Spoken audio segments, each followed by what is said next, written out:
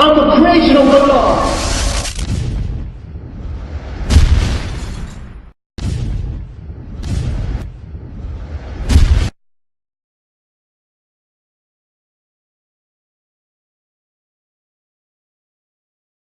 So let's go right back to the beginning. 1990, 28th of February, I was born in West London.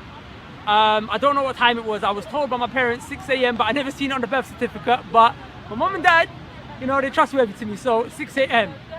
I was born into a Pakistani family, alhamdulillah. Now, Pakistanis, generally speaking, are Muslim. My parents were Muslim. And they weren't fully practicing. In fact, they weren't practicing really at all. They were cultural Muslims. So like, you see, Pakistanis have a lot of good morals and etiquettes that come from Islam that are embedded into their culture, but they still won't pray, you see. But they have a love for Islam. So even though my family weren't really a family that prayed, they didn't really follow the Sunnah of the Prophet ﷺ, but they still had like they wanted us to be the best Muslims. It was kind of like, we couldn't do it, but you're gonna do it kind of thing. So my dad was hard on this issue. And to be honest, he was a bit more harsh than most Asian parents. Like, my dad made sure I learned Quran, had to read it. I was memorizing surahs. Of course, I was going to a Pakistani imam, so my, not that that's a bad thing, but this particular one, as many of you know, like the tajweed was all mashed up. So I learned Quran, but I learned it wrong. You see what I'm saying? But it was there. And I remember my dad used to make sure, I'm 7, 8 years old, my dad would make sure that we're sitting there and we're reading Quran for 2 hours every day straight. Every day. I don't know what I'm reciting. I don't know, but it's just this discipline that was in me from young. But I wasn't really raised upon, like, you know, the Sunnah of the Prophet and knowing who Allah really is and how to worship Him and so on and so on. But I'm saying that spirit of religiosity was always in my house. Now, when obviously, you know, I went to a school, I ended up going to a secondary school that at the time was the 13th worst school in the country. I think I went in there in year 8 or year 9, and at that time it was the 13th worst school in the country, and it improved over there. But the point was, it was a bad environment. It was a very bad environment. And I was told that this school actually used to be a school for young offenders. Kids that wouldn't get accepted anywhere else, but they would go here. It wasn't that bad when I went there, but it was still bad. So what happened was, obviously, you know, as the Prophet ﷺ said, he said a person is upon the religion of his Khalil, his friend. So I was basically influenced by just all these bad boys around me. Like I said, originally I weren't really a bad boy. I told you that I come from a Pakistani family. And let's be real, like all of the Pakistanis out there that are walking with a bop, slitting their eyebrows and a fade, know that when you go home, you got curry stains on your wrist and your mum's slapping you around with, like, what do you call it, the rolling pin and that. Outside is a different story, but inside, we're curry munchers, let's be real, that everyone knows. So, you know, I got influenced, and then when I'm outside and my parents are not there, they're not able to keep an eye on me, of course, you know, I got involved in some stuff that I shouldn't have. But alhamdulillah, I always found that I was never doing things as bad as the other people. Like, alhamdulillah, I never drank alcohol. And like I say to you, wallahi, I didn't take no intoxicants. I never did no drugs. I never smoked a single cigarette in my life. I just had a very bad temper issue. I had a very bad, like, anger problem. So that was my main issue. I was just getting angry, fights and so on and so forth. But I never did no drugs. I never did that. And you know, on top of that, alhamdulillah, because like of the conditioning that I got from my dad when I was young, and my mum and my parents, like, I never got into doing stuff with girls and stuff like that. Alhamdulillah, Allah protected me from a lot. Like, pretty much the two main issues I had was just being aggressive and music. And of course there was other things, bad manners, and I didn't pray and so on and so forth, and you know, but I'm saying in terms of like the street kind of thing, if you want to call it that, like, I never been to a single party in my life. I never went to a single rave, nothing. Like, I'm telling you, as bad as I used to be and I used to get, like, I never did that. And I used to hate it. I don't even feel like I was tempted. I'm feeling like not once in my life I was tempted. Let me try alcohol or nothing like that. And I just, you know, for that I'm grateful to my parents. Wallahi, my dad, you know, I have to expect, he was raw on this issue. My dad's he's strict. One time I did something wrong. My dad, the way he disciplined me, he grabbed me, picked me up, and like he just Like, I won't go into it, but he never hit me. But my dad used to put me in place. So the point was, alhamdulillah, I never went that bad. But the people around me, I weren't praying, you know, I was thinking about dunya. And I'll be honest, I just wanted dunya. That's really what I wanted dunya, however I was gonna get it. And I thought I could get it through music, because I could rap, and I was smart. So what I did was, alhamdulillah, I was smart. Actually, no, I wasn't smart because I was using it for bad things. But the point was that I had a brain. Well, to be honest, I wasn't using it greatly. But the point is, I was business savvy. Let's put it that way. I was business savvy. So what I did was, I got some money together. I flipped some money through the music, and I got myself a recording studio. When I got myself this recording studio, I basically employed some of my friends, producers, engineers, and I did this when I was 18, 19 years old. So imagine, brothers and sisters, 18, 19 years old, I got money coming in. I got my own recording studio, okay? I've got money. I got respect. I got friends all over the ends. That I could go to East London and I have to worry about someone popping my chain, because I know I got people, I got friends, acquaintances, north, south. I somehow had, you know, I felt comfortable, okay? I never really got into issues with the wrong crowd in that way, and because of the music, people were coming, people just had a lot of love and respect for me. So I had respect, I had money, okay? Now when you have respect and money, all the girls want to be with you, okay? So like I said to you, alhamdulillah, wallahi, alhamdulillah, the fitna of women, I didn't face it the way other people face it. And my dad stuck it on me a lot. Like I was scared of women, like in a sense where, like from the angle of doing haram. Wallahi, I couldn't go that deep. Like, of course we were talking and whatnot, like, but it's just like that thought of a woman, Jahannam kind of thing. So I'm not gonna lie, I was scared. Like, of course, you know, you crack joke and they'll be there and whatnot. But yeah, alhamdulillah, I never went that deep. But the point is that they all wanted to be with me, okay? Because I was there, alhamdulillah, you know, money, rapping, he's rapping. I remember one time I got deep. There was one girl in the sixth form that I used to go to, and like I told you, I wasn't practicing, I never prayed, but every now and then, because there was a masjid right next to my school, my sixth form, every now and then I go to the masjid. And people always used to look at me as the religious guy, which is shocking because, like I said, I never prayed. There was no religion in me. But just because I never went parties, never drunk, never did none of that, never did dinner with girls, people looked at me like religious, because I would always say, no, that's haram. Like, you know, I couldn't go that deep. So I remember one time we were just there, and like everyone was like doing a little freestyle, they were rapping, and someone asked me to drop a few bars, I was rapping, and basically like one girl, she was like, wow, like, you're the perfect guy. Like, you're good looking, you music, you can rap, and you're a good Muslim. You're a good Muslim. I'm not doing this to amp myself up. Wallahi, it doesn't gas me up in the slightest. But just to show you like how dumb it was, but also show you that women were coming my way, okay, and money was coming my way. So that's how I spent the better part of my teenage years, okay, making money from music, making music, and just being an angry boy and not worshipping Allah.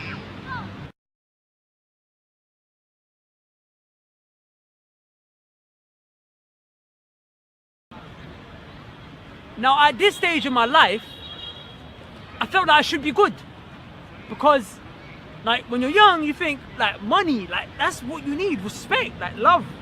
That's what's gonna bring you happiness. But I still didn't find myself to be happy. It was strange, because I'm like, I've got everything. What else could I need? And then I was like, hold up, wait. I know what I need. I need a woman in my life.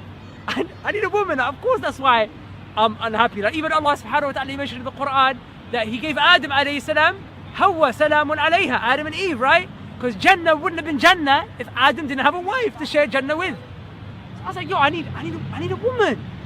Now remember I told you, like, I had some condition in me, so I weren't feeling to like go out there and like get a girlfriend and stuff like that. I wanted to get married. So I'm there, I'm an 18, 19-year-old guy in the music studio. I want to get married because I feel like that's gonna bring me happiness. So I found a girl that I thought, okay, she's the one. I'm gonna marry her, and things are gonna be nice. It's gonna be good, and then I'm gonna be happy. So now I've got this girl that I feel like she's the one, I've got the money, I've got the love, I'm good. I'm still not happy. It's Hajib. I should be excited, like, I'm gonna get married, like, I've got someone. I'm sad, I'm angry as ever, I'm depressed as ever. I'm depressed, brothers and sisters. You know what kind of money I had? The kind of money I had was that I used to have people around me. Like, I don't know what to do with my money. So one of the guys that's with me, you know, you can say he's a boy, he would say, you know what, he would say, because you're a Muslim, he said, let me get an Xbox 360. I said, you know what, go take the money. You're a waste man for asking me that, because you're only here for my money, but take the money, go and take it. Because I genuinely didn't know anything else to do. I used to take my friends on trips to the USA, to LA, to New York, to Dubai. I used to take my friends on trips, holidays there. So I'm 18, 19 years old. I'm still not happy. Designer clothes, everything. There wasn't really an outfit that I rocked except it was designer. Except for the vests. I used to get them from Walmart from the States. But the point is, I'm still not happy. Why? I should be. And brothers and sisters, at this point in my life, I started to actually feel heartbroken. Like life broke my heart, you know? So one day, I'm in university now. I'm in the prayer room. I don't know why I'm in the prayer room. I told you I don't pray. I just ended up there. Allah just put it in my heart to go there. So I started going there, and I'm sitting there with my back up against the wall. This brother comes in. And he's like, yo, you look upset. What's wrong? Like, why are you so down? It's a beautiful day. It's a sunny day. He's smiling at me, and I'm like, well, do you want to hear my story? Let me tell you my story. So I went into it in a lot more detail than I'm sharing with you now. I told him this is why I'm upset with life. And he said, Imran, he goes, I know why you're depressed. He goes, I know why you're sad, and I also know why you're never gonna be happy again. He said, look, if you place your love in a Ferrari and your happiness in a Ferrari, then what's gonna happen to your happiness when that Ferrari goes? Your happiness is gonna go too. He said, if you place your love in a woman, when that woman goes, because she's gonna go one day, either she's gonna cheat on you, leave you, dump you, or die, because everyone dies one day. When your happiness, if it's connected to her, when she goes, what's gonna happen to your happiness? It's gonna go, right? I said, yeah, of course it's gonna go.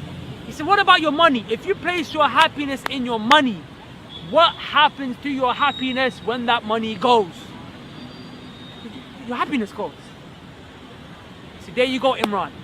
Whenever you place your happiness in things that are temporary, know that your happiness is temporary. For that reason, Imran, you're destined to be sad and depressed. Now, at this stage, I told you, I'm just trying to be happy. Is that not what all we're trying to do? Is there a human being in the world that does something except he just wants to be happy or he wants to avoid pain? Even Allah subhanahu wa ta'ala, He gave us the incentive of Jannah, experiencing pleasure there or avoiding the pain of Jahannam. Human beings, they do something for pleasure or avoiding pain. In other words, to be happy. I'm happy if I'm not feeling pain. I'm happy if I'm feeling pleasure. So he's like, I'm just trying to be happy. And he's telling me basically the door to happiness closed for you. You're always going to be sad. Because one way or another, when you get something, it's going to let you down or it's going to leave you.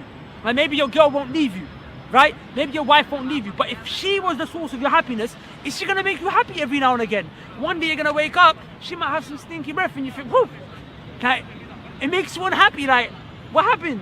Why are you not, why you brush your teeth kind of thing? Or maybe she argues with you one day. She's supposed to be your happiness, but she's arguing with me today. How can I be happy with you right now? You're arguing with me. So my happiness, because it's dependent on something that's inconsistent and temporary, I can never be happy for eternity, forever. And I want to be happy forever till I die, right? So I feel like I'm about to cry now.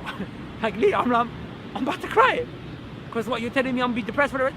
Now I realize, at this stage of my life, I realize why people commit suicide. I realized why Elvis Presley, when he died, he had needles all up in him, taking heroin and all sorts of drugs. I realize now Elvis Presley used to come back from a concert of 15,000 fans that loved him, screaming his name. Some of them would call him God. Yeah, he would have to come back. That wasn't happiness for him. He'd have to come back, stick a needle in him, get drunk. And I realize now why these celebrities all around us, you hear, oh, so-and-so killed himself. So-and-so's taking drugs. Like, you have to have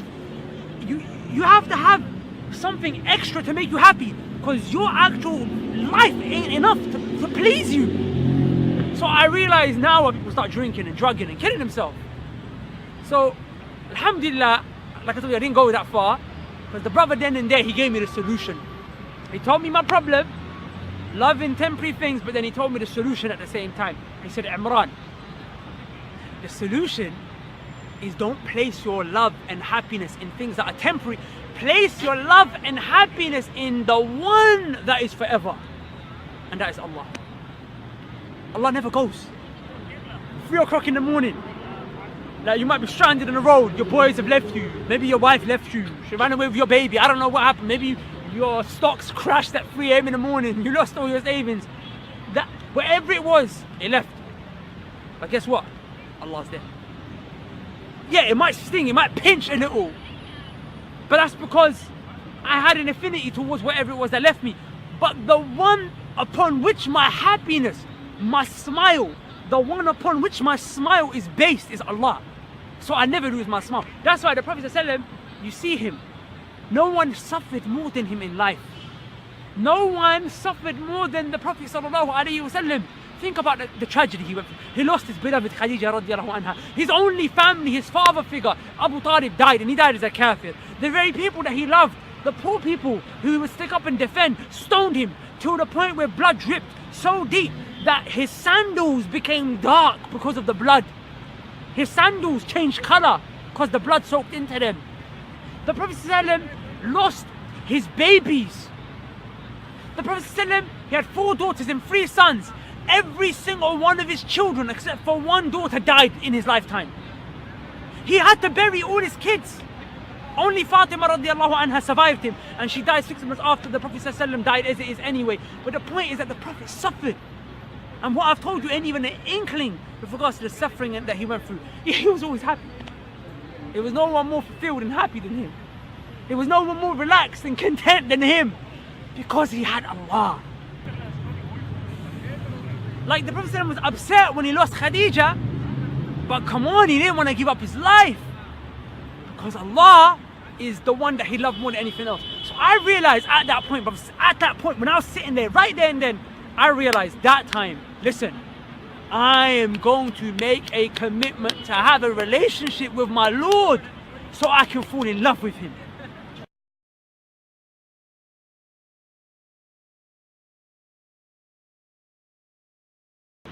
So like, at this point, a lot of you probably wondering, how did I pursue this relationship with Allah subhanahu wa ta'ala?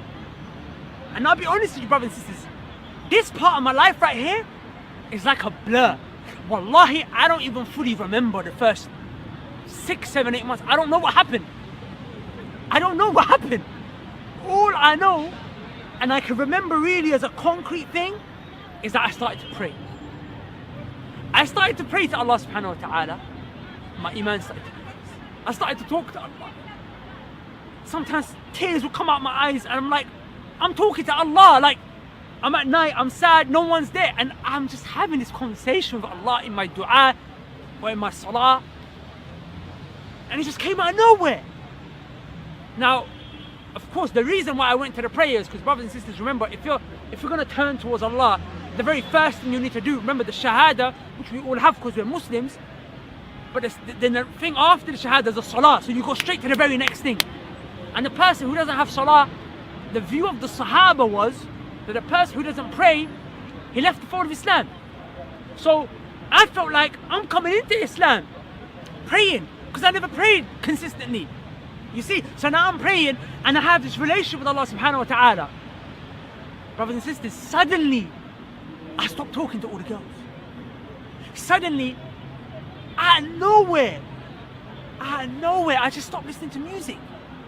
It was weird. Like, I remember like 6 months went past and I hadn't listened to no music. And I used to, like, you guys don't understand, I had a playlist for when I was depressed. I had a playlist for when I was happy. I had a playlist for if there was beef. If it was getting into beef, there was a playlist for that. There was a playlist for everything. I was always listening to music. I just stopped. And like, how? The righteous actions, it repels this. Like, as Ibn Qayyim Jawziyah rahimahullah said, music and the Quran cannot be in the heart. Both can't be there at the same time. I'm praying. My prayer is pushing the music away. Like, oh, I didn't need it. I didn't need the women. I stopped hanging around with my bad friends. Like, you see, like my friends, like, I just started distancing myself from all of them. I remember I told you, like, I had a recording studio. So my friends used to run it for me. I used to make the money. I just shut the studio down. I just went in there one day. I walked into my studio one day, and I remember just talking to the brother who used to run the studio with me. I said, I had a headache. I just had a headache. And I said to the brother, yo, this place is evil. This place is just evil. It feels like, do you feel that evil vibe? I said, I'm closing this place. I'm shutting it down. I shut it down. You know, I didn't even sell my equipment. It was worth grands. Because I didn't want anyone else to pursue it. I just left it. But the point is, brothers and sisters, that sometimes, you know, just praying.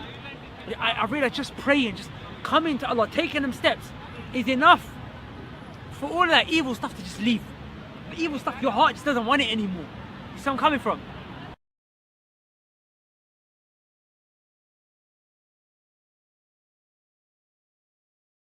But now I'm practicing. I'm sky high, I'm on cloud 9, as you will probably, some of you, you know, sometimes you probably imagine, you start practicing and you leave everything behind, but then your iman dips, right? We all experienced that. So I started to feel my iman dipping now. We're like a year and a half in, 2 years in, and my iman's dipping. Alhamdulillah, I never went back to the music, ever. It's just that feeling, that same feeling that I had in Salah weren't there. That same feeling when I recite Quran weren't there no more. Where is this feeling? How do I get it? Brothers and sisters, I had some brothers that advised me, they said, Imran, seek knowledge. Seek beneficial knowledge of this religion. Seek knowledge. Because I already started to give da'wah on the side. When I started practicing, I already started to give da'wah, because the brother who gave me da'wah, who I was spending time with, used to give da'wah, so I started to obviously copy him. But my da'wah wasn't based on knowledge. So as my iman is dipping, I'm doing da'wah, but my da'wah is not based on knowledge. So a brother advised me, not for my iman, but for my da'wah. He said, Imran, seek knowledge. Because you can't be speaking about Allah and you don't know who Allah and His Messenger are, sallallahu alaihi wasallam. So I started to seek knowledge. I tried, this is my journey since, for the last 2 years. I've been trying to do this full time. Allah blessed me with an amazing teacher, alhamdulillah, who changed my life. He blessed me with a group of brothers around me that are pursuing knowledge. So as I'm studying, my da'wah was getting better, but guess what? I feel my iman increasing as well. And I'm like, hold up, what's the connection? And then I came across the ayah in the Quran, when Allah subhanahu wa ta'ala says in Surah Al-Zumar, ayah 9, Allah says, you see the one who stands up the whole night praying. He spends the whole night praying, sajda, bowing to Allah. And he's doing it because he's scared of the next life. And he's hoping for Allah's reward, his iman is high. Is he the same as the one who doesn't pray? Allah says, obviously no, it's a rhetorical question, no. The answer is the two are not the same. But then Allah asks another question right after that, to show you why they're not the same. Why that one spent the whole night praying, but the other one spent the whole night snoozing in his bed. Allah said, هَلْ يَسْتَوِي الَّذِينَ يَعْلَمُونَ وَالَّذِينَ لَا يَعْلَمُونَ. The one who has knowledge, is he the same as the one who doesn't have knowledge?